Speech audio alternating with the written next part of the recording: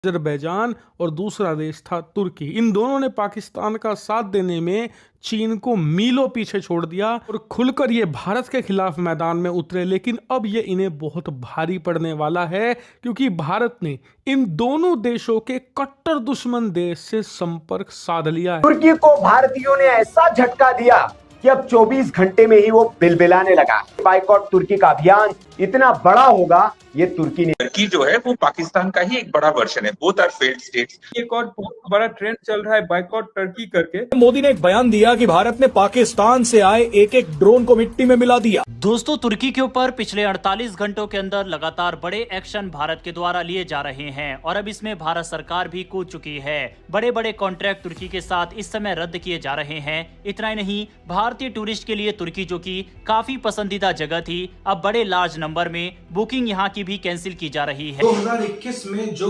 Armenia की जमीन Azerbaijan ने छीन ली, आप देखोगे ना ऑल ओवर दी वर्ल्ड ये जितने पाकिस्तान टाइप के देश हैं, सबका एक ही मकसद है कि दूसरे की जमीन कब्जा लो, नॉन मुस्लिम्स की जमीन कब्जा लो। ये आपको all over the world same trend कहीं ना कहीं नजर आएगा और नॉन मुस्लिम शिया सुन्नी में हर मामले में आपको यही नजर आएगा। तो अभी भी भारत सरकार को इस चीज को समझना चाहिए कि आर्मेनिया की ज्यादा से ज्यादा मदद करें।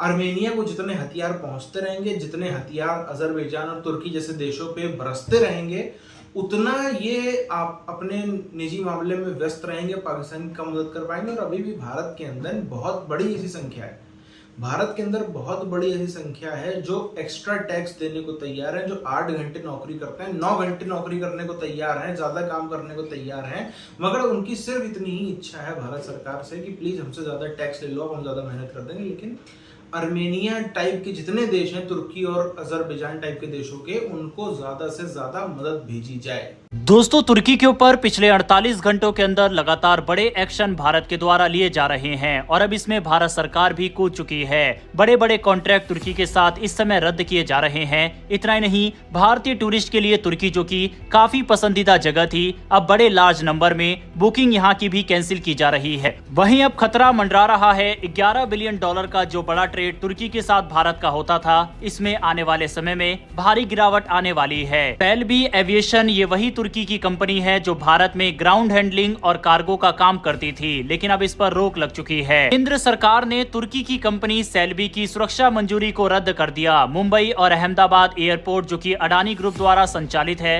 उन्होंने भी कंपनी के साथ अपना कॉन्ट्रैक्ट खत्म कर दिया। दोनों एयरपोर्ट ने सेल्बी को आदेश दिया कि वह तुरंत अपने ग्राउंड हैंडलिंग ऑपरेशंस को बंद करके सारी सुविधाएं नई एजेंसी को सौंप दे। दिल्ली का IGI एयरपोर्ट भी इसमें पीछे नहीं रहा। वहां की मैनेजमेंट डायल ने भी सेल्बी के साथ अपना करार को खत्म कर दिया। सख्त कदम सिर्फ बिजनेस कारणों से नहीं उठाया, बल्कि राष्ट्रीय सुरक्षा को ध्यान में रखते हुए उठाया गया है। दरअसल तुर्की लगातार पाकिस्तान के साथ खड़ा नजर आ रहा है, खास तौर पर जब भारत ने ऑपरेशन सिंदूर के तहत पाकिस्तान के आतंकी ठिकानों पर हमला किया। इतना ही नहीं, तुर्की ने पाकिस्तान को 350 ड्रोन और ड्रोन ऑपरेटर्स भी भेजे।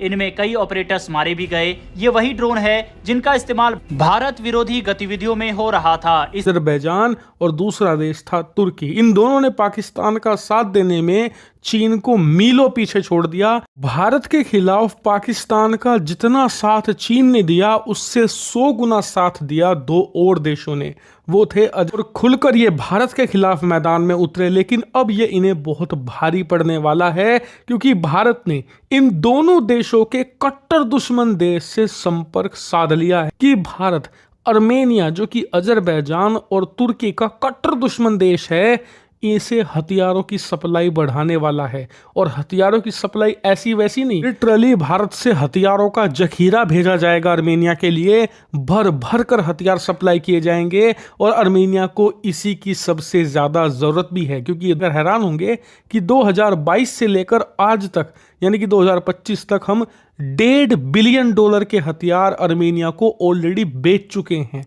और आर्मेनिया इस समय भारतीय हथियारों का सबसे बड़ा ग्राहक है पूरी दुनिया में। लेकिन जैसा कि आप स्क्रीन पर देख सकते हैं, रिपोर्ट आ रही है कि इसी साल अर्मेनिया भारत को करीबन $750 मिलियन के हथियारों का और ऑर्डर देने जा रहा है। खास बात ये हथियार अर्मेनिया अपनी सुरक्षा के लिए तो ले ही रहा है, लेकिन उससे ज्यादा वो अटैक करने के लिए ले रहा है। दरअसल अर्मेनिया चाहता है कि फिलहाल वो इतना ताकतवर बन जाए कि अजरबैजान पर अटैक करके वो अपनी नारगोनो काराबाग की वो जमीन वापस ले ले जो 2021 में उसने गंवाई थी। और इसीलिए अर्मेनिया पूरी ताकत झोंक रहा है अपने डिफेंस और अटैक को मजबूत करने के लिए। लेकिन परमाणु बम तो छोड़िए, रूस ने 2021 में धोखा दे दिया अर्मेनिया को, उसकी सुरक्षा के लिए नहीं आया। यहां तक कि रूस ने जो हथियार बेचे थे अर्मेनिया को उनके स्पेयर पार्ट नहीं दिए। यहां तक कि जो हथियार डैमेज हो गए थे युद्ध के दौरान उन्हें ठीक करने के लिए मेंटेनेंस सपोर्ट नहीं दिया गया।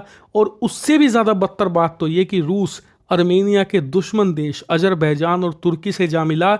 और जब अजरबैजान ने युद्ध में बहुत सारी अर्मेनिया की जमीन कब्जा ली, नारगोनो काराबाग उसके राज्य में, तो अब जाकर रूस ने कहा कि अब सीज फायर, और खुद जाकर युद्ध के बीचों बीच खड़ा हो गया है। इसीलिए वो भारत के पास आए हैं और भारत से लगातार हथियार खरीद रहे हैं। ये भारत के लिए भी फायदेमंद है क्योंकि तुर्की आज से भारत विरोधी नहीं है, पिछले 5-6 सालों से है।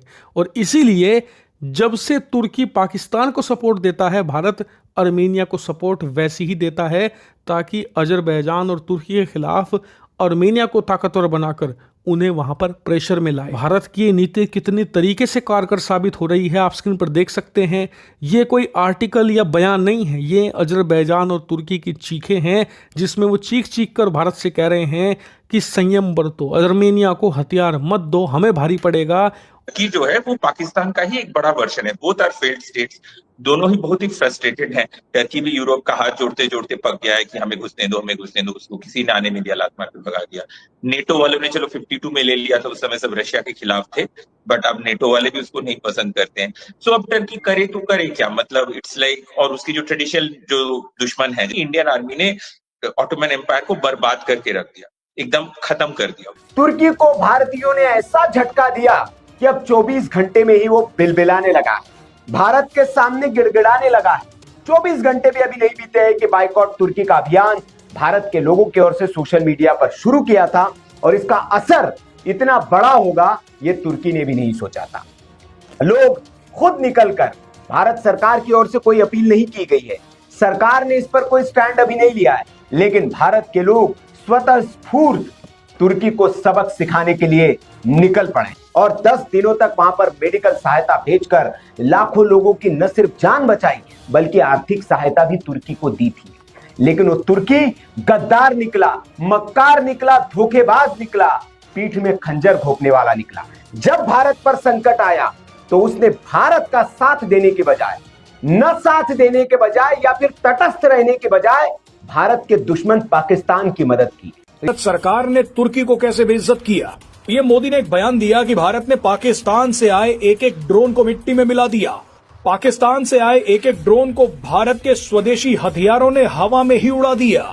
यहाँ ध्यान देने वाली बात यह है कि पाकिस्तान को ये सारे ड्रोन तुर्की ने दिए थे, यानी इसका सीधा मतलब यह है कि भारत ने अपने स्वदेशी हथियारों से तुर्की के ड्रोन्स की असली हैसियत और औकात दिखा दी है। भारतीय लोगों ने घर बैठे बैठे तुर्की पर सर्जिकल स्ट्राइक कर दी है। पुणे के व्यापारियों ने तुर्की से सेब खरीदना बंद कर दिया। कई लोगों ने बाइकआउट कर दिया है, होटल्स की बुकिंग कैंसिल होने लगी है, भारत की ओर से फोन जाने लगे, टिकट्स कैंसिल होने लगी है, और जो वहां प्लान्ड टूर था लोगों का वो कैंसिल लोगों ने करना शुरू कर दिया है। खबर वहां से ये भी है, इंडिया टर्की जो टूरिज्म भारत में देखते हैं उन लोगों की ओर से, कि पहले जो इस्तांबुल और टर्की को लेकर जो इंक्वायरीज आती थी वो एकदम कम हो गई है, इंक्वायरी न के बराबर आ रही है। तो पर्यटन को भी भारत के लोग झटका दे रहे हैं, और ये जो करोड़ों रुपए का पर्यटन का कारोबार है उसको तबाह और तहस नहस करने का मन भारतीय लोगों ने बना लिया। पर्यटन को देखते हैं, वहां जो इंक्वायरीज होती है वो कम हो गई, टिकटें खाली होने लगी, होटल की बुकिंग्स कैंसिल होने लगी है। तो तुर्की को यह संदेश तो चला गया है कि भारत के लोगों ने उसकी बैंड बजानी शुरू कर दी, और जैसे मालदीव की हाल हुआ था वैसे उसका हाल होने वाला है।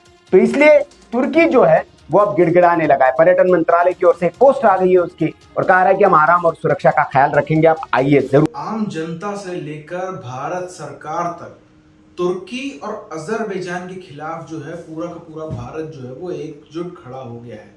और अजरबैजान में जो है वो पहाड़ी हिली इलाका देखने के लिए और इन सब जगहों देखने के लिए लोग जाते थे। भारतीय लोग बड़ी संख्या में अजरबैजान भी जाते थे और जो तुर्की है वहाँ भी बड़ी संख्या में लोग जाते थे, इस्तांबुल जाते थे। बहुत अपना टूरिज्म की बहुत बड़ी इंडस्ट्री जो है वो तुर्की की भारत के भरोसे ही चल रही थी। मगर इन सभी चीजों के बीच में जिस तरह से पाकिस्तान की खुल करके मदद करी तुर्की और अजरबैजान ने, सिर्फ और सिर्फ एक ही नाते कि भाई हम भी मुसलमान तुम भी मुसलमान, वही मजहब वाले नाते को लेकर के मदद करी गई। अब भारत ने यूं तो अगर हम देखें तो डायरेक्ट तो कोई खास एक्शन नहीं लिया है, मगर एक तरफ भारतीय टूरिस्ट ने वहां पे जाने के टिकट अभी से कैंसिल करना चालू कर दिए।